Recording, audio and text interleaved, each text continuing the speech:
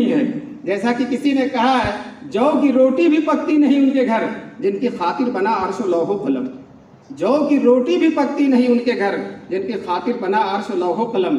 لیکن دوستو اس بظاہر ناداری کے باوجود سخاوت وہ ہے کہ بادشاہوں کو بھی وہ سخاوت نصیب نہیں ہوگی. چنانچہ جگر مراد آبادی نے اپنے نعتیہ شعر میں حضور کی شان سخاوت کی بہترین عکاسی کی ہے. وہ کہتے ہیں ظاہر میں غریب الغربا، ظاہر میں غریب الغربا پھر بھی یا عالم شاہوں سے سوا سطوت سلطان مدینہ. بادشاہوں سے بڑھ کر حضور کی سخاوت ہے. دوستو ہم تو اس ماحول میں نہیں، حضور کی زندگی میں نہیں رہے حضور سے، ورنہ ہم بھی اپنی حاجتیں حضور کے سامنے پیش کرتے ہیں. لیکن انشاءاللہ ایک بہترین موقع آئے گا میدان محشر کا، انشاءاللہ ہم اپنی ضرورتیں حضور کے سامنے پیش کریں گے. اور میں کہتا ہوں کہ شان رحمت للعالمین کی بنا پر ہم کو اپنی ضرورت پیش کرنے کی بھی ضرورت نہیں ہوگی. حضور صلی اللہ علیہ وسلم ہماری ہر طرح سے ہماری سفارش فرمائیں گے، شفاعت فرمائیں گے، ہمیں تلاش کریں گے. چنانچہ حدیثوں میں آتا ہے کہ جب میدان عدل رکھا جائے گا میدان محشر میں اور لوگوں کے اعمال تولے جائیں گے، یاد رکھیے ہر آدمی کا عمل رکھا جائے گا. اور صحیح حدیثوں میں، متواتر حدیثوں میں اور قرآن میں بھی اس کا تذکرہ ہے. چنانچہ ایک میں نیکیاں رکھی جائیں گی اور ایک میں برائیاں رکھی جائیں گی. اور اگر نیکیوں کا پلڑا بھاری ہو گیا آدمی خرامہ جنت میں جائے گا. برائیوں کا پلڑا بھاری ہو گیا اس کے لیے جہنم ہی کا راستہ ہے. اگر نیکیاں برائیاں دونوں برابر ہو گئی تو شفاعت کی ضرورت پڑے گی. دوستو وہاں رحمت للعالمین شفیع المذنبین صلی اللہ علیہ وسلم پہلے ہی سے موجود ہوں گے اور ہماری فوراً سفارش فرما دیں گے اور انشاءاللہ جنت کا راستہ ہمارے لیے ہموار ہو جائے گا. تو دوستو ہم کو حضور کو تلاش نہیں کرنا، حضور ہی ہم کو تلاش کریں گے. حضور کی سخاوت جو ہے، ایک ملک کے بادشاہ نے حضور صلی اللہ علیہ وسلم کی خدمت میں ایک شاندار چادر بھیجی. چادر ایسی تھی، روایتوں میں آتا ہے سفید چادر تھی اور سرخ دھاریاں تھیں اور وہ چادر بڑی حسین و جمیل بنی ہوئی تھی. خاص وہاں کی بہترین وہاں کی جو صنعت کری تھی اور وہ بادشاہ نے حضور کے لیے تحفے میں بھیجا تھا. صحابہ کا مجمع ہے، حضور ان کے بیچ میں بیٹھے ہیں چادر اوڑھ کر، چہرے میں وہ چمک ہے کہ چاند بھی جس کے سامنے مات ہے. چنانچہ ایک صحابی کہتے ہیں 14ویں رات کا چاند چمک رہا تھا اور میں اور حضور سامنے بیٹھے ہوئے تھے. اب رات تھی اور میں کبھی چاند کو دیکھتا تھا اور کبھی حضور کے چہرے کو دیکھتا تھا. وہ صحابی کہتے ہیں میں سچ کہتا ہوں، مبالغہ نہیں کرتا، جھوٹ نہیں بولتا، اپنے دل کی بات کہتا ہوں، جو محسوس کیا ہوا کرتا ہوں کہ حضور صلی اللہ علیہ وسلم کے چہرے کی چمک چاند سے زیادہ تھی. کل 14ویں کا چاند تھا. یہی علی گڑھی کے ایک شاعر ہیں، ان کا شعر ہے کل 14ویں کا چاند تھا، شب بھر یہی چرچا رہا، کچھ نے کہا کہ چاند ہے، کچھ نے کہا چہرہ تیرا. تو حضور کے چہرے پر چاند کا دھوکہ ہوتا ہے، بلکہ چاند سے بھی زیادہ منور ہے وہ چہرہ. تو روئے روشن کی چمک اور اس چادر کی عمدگی. ایک صاحب کو چادر پسند آ گئی، وہ انہوں نے مانگا نہیں، مانگ لیتے تو پا جاتے، حضور کے نزدیک وہ چادر کوئی چیز نہیں تھی. تو لیکن وہ غور سے چادر دیکھنے لگے.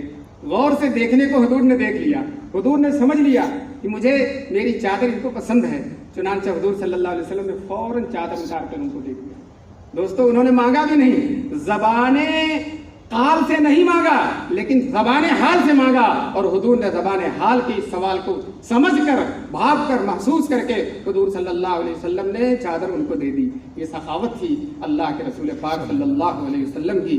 دوستو اسی طرح سے اور بھی اخلاق. مدینے میں کوئی بھی بیمار پڑتا تھا، رسول پاک صلی اللہ علیہ وسلم سب سے پہلے اس کی عیادت کے لیے جاتے تھے. اور دوستو سنیے گا، بیمار کو دیکھنا، بیمار کو دیکھنے کے لیے جانا بہت بڑی عبادت ہے. حدیث میں آیا ہے کہ جب کوئی بیمار کو دیکھنے جاتا ہے تو جب تک دیکھ کر نہیں آتا ہے جنت کی کیاری میں رہتا ہے. جنت کی کیاری میں یہ علماء بھی بیٹھے ہیں اور جو ہے اصحاب علم بھی بیٹھے ہیں.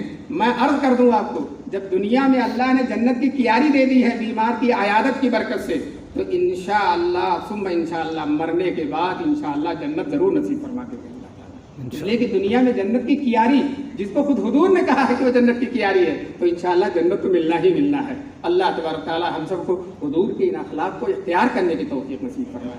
حدیثوں میں آتا، بخاری شریف کی حدیث میں ہے، ایک یہودی بچہ حضور صلی اللہ علیہ وسلم کی खिदमत में बैठा करता था, आकर बैठ जाता था। हुजूर तो रहमतुल लिल आलमीन है, सबसे मोहब्बत बिखेर रहे हैं, मुस्लिम हो गैर मुस्लिम हो, ईमान वाला हो ईमान वाला न हो, हर एक से हुजूर सल्लल्लाहु अलैहि वसल्लम की मोहब्बत आम है। कहते हैं ना कि मोहब्बत फातिह आलम, वो ऐसी मोहब्बत है जो दिलों को फतह कर ले। चुनांचे जिगर साहब कहते हैं कि जो दिलों को फतह कर ले वही फातिह ज़माना।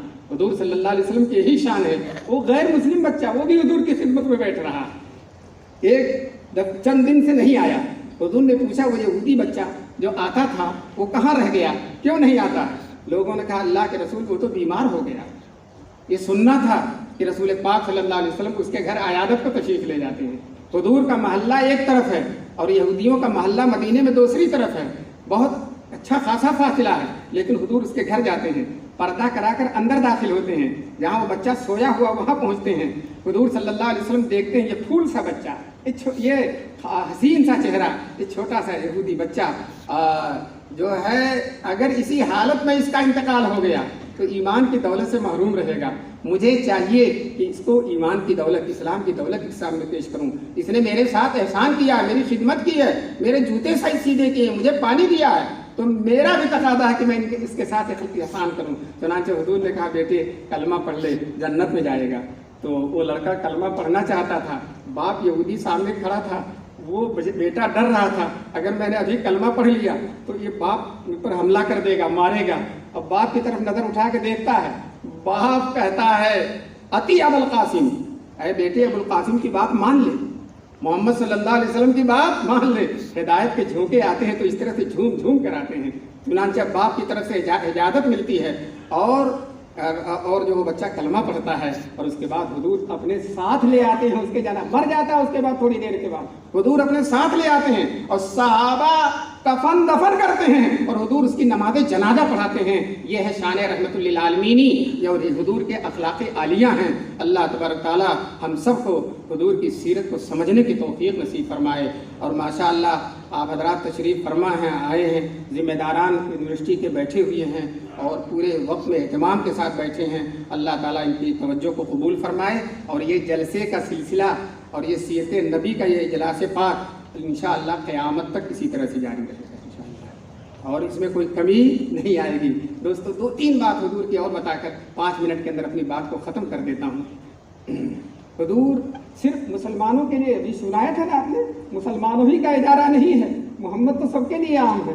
हुजूर सल्लल्लाहु अलैहि वसल्लम फरमाते हैं कि जो किसी को अपनी बकरी, किसी को भी, मोमिन हो गैर मोमिन हो, मुसलमान हो काफिर हो, कुछ भी हो, जो है किसी को अपनी बकरी दे दे दूध पीने के लिए कि लो मेरी बकरी जब तक दूध पीती है पी लो, इससे फ़ायदा उठा लो, फिर बकरी मुझे दे देना। इसको हदीस में मनीहतुल अम्स कहते हैं, बकरी का तोहफा और अदिया। हुजूर फरमाते हैं इस फेल का बदला जन्नत है, इस फेल का बदला जन्नत है। खैर खाई पेट भर दिया आपने लोगों, उसके लिए नवाजिश का सामान पैदा कर दिया, उसकी ज़िंदगी गुजारना आसान कर दिया। इसी तरह से हुजूर सल्लल्लाहु अलैहि वसल्लम फरमाते हैं कोई अगर दरख्त लगाता, सुनिएगा गौर से, आज दुनिया को 1400 साल के बाद होश आया।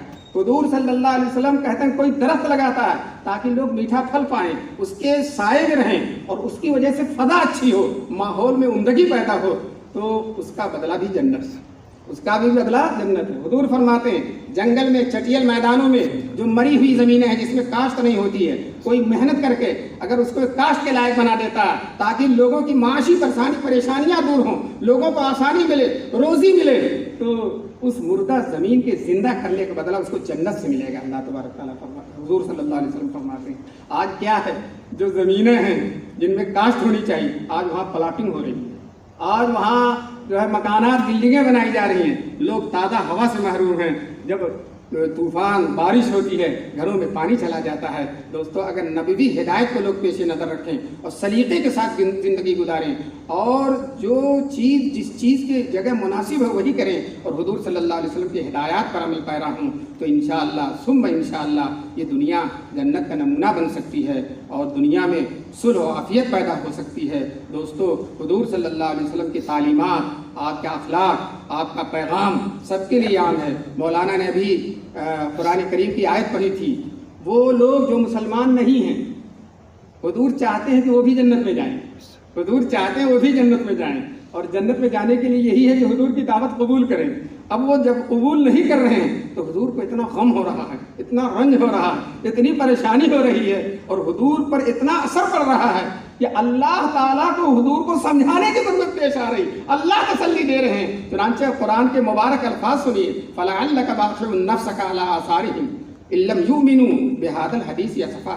لگتا ہے کہ آپ ان کے پیچھے جو ابھی مسلم نہیں ہیں، ان کے پیچھے آپ کو بھلا دیں گے، اپنے آپ کو برباد کر دیں گے، اپنے آپ کو فنا کر دیں گے، قربان کر دیں گے، اگر وہ اس بات پر ایمان نہ لائے جو بات آپ کل لے کر آئے ہیں۔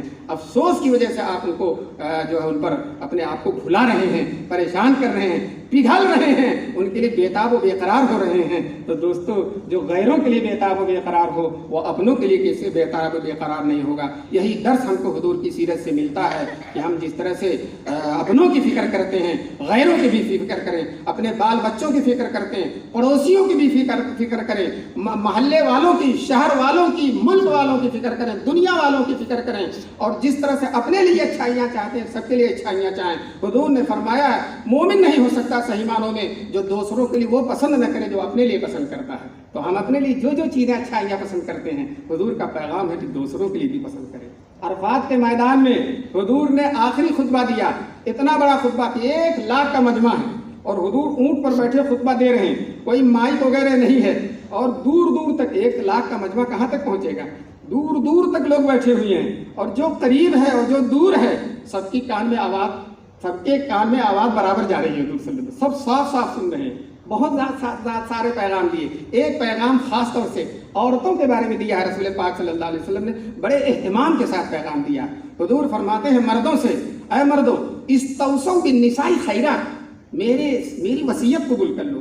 وصیت کہتے ہیں جب آدمی مرنے لگتا ہے، آخری کلام بڑا اہم ہے، آخری جملہ ہوتا ہے۔ حضور کہتے ہیں میری آخری نصیحت، لاسٹ نصیحت ہے تمہارے لیے کہ عورتوں کے سلسلے میں میری اچھی وصیت قبول کر لو، ان کے ساتھ اچھائی کا معاملہ کرو، ان کے ساتھ بہتری کا معاملہ کرو، ان کے دل کو توڑو نہ، ان کے دل کو جمع کرو، اور جو خود کھاؤ ان کو کھلاؤ، جو خود پہنو ان کو پہناؤ، اور جو ہے وہ اپنے باپ کو، اپنے بھائیوں کو، اپنے خاندان کو چھوڑ کر تمہارے پاس آ گئی ہے، اس کے ساتھ بہترین سلوک کرنا۔ پھر حضور نے فرمایا میری آنکھ کی ٹھنڈک ہے نماز۔ ابھی مولانا نے سنایا تھا کہ ایک آدمی نے حضور کی ولادت سے پہلے 10 بیٹیوں کو زندہ دفن کیا تھا، تو جن بیٹیوں کو، جن عورتوں کو زندہ دفن کیا جاتا تھا، حضور جب آئے ہیں، تشریف لائے ہیں، تو ان عورتوں کو اتنا اونچا مقام دے دیا رسول پاک صلی اللہ علیہ وسلم نے، کہا عورتیں میری آنکھ کی ٹھنڈک ہے۔